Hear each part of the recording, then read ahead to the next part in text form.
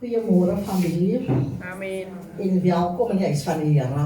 Yes. Vanoggend wil ek net vir elke mamma, elke moeder 'n geseënde moederdag toewens.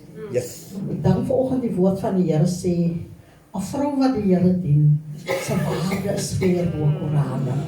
En vanoggend is elke vrou wat hier sit, sy waarde so baie vir die Here. Ek kan net vanoggend vir die Here dankie sê vir elke vrou in ons lewens. Miskien het jy 'n ma verloor.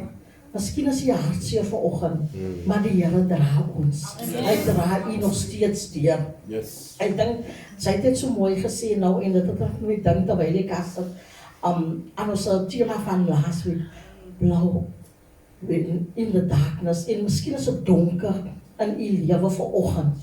Maar staan uit. Ons as vroue, ons kan opstaan. Ons kan dit maak. Ek weet nie hoe die Here ons aan mekaar gesit het nie, met ons sterk gemaak. Baie goed het die Here ons laat gehou waar hy ons wil hê. Ek dink as 'n mens van man moet sê, hy moet deurmaak wat ons as vroue deurmaak, dan sal hy dit maak. Want ons as vroue as korale. Ons as vroue kry nie sommer net losgeleer rond die Here het ons gemaak met grootheid, met reinheid. Alles binne ons, ek dink.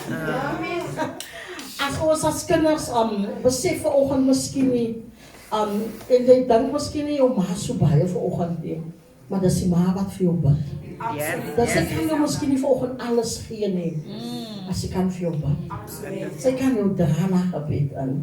En vanoggend wil ek vir elke jong mens sê, kom weer waardeer jou ouer, waardeer jou ma vanoggend.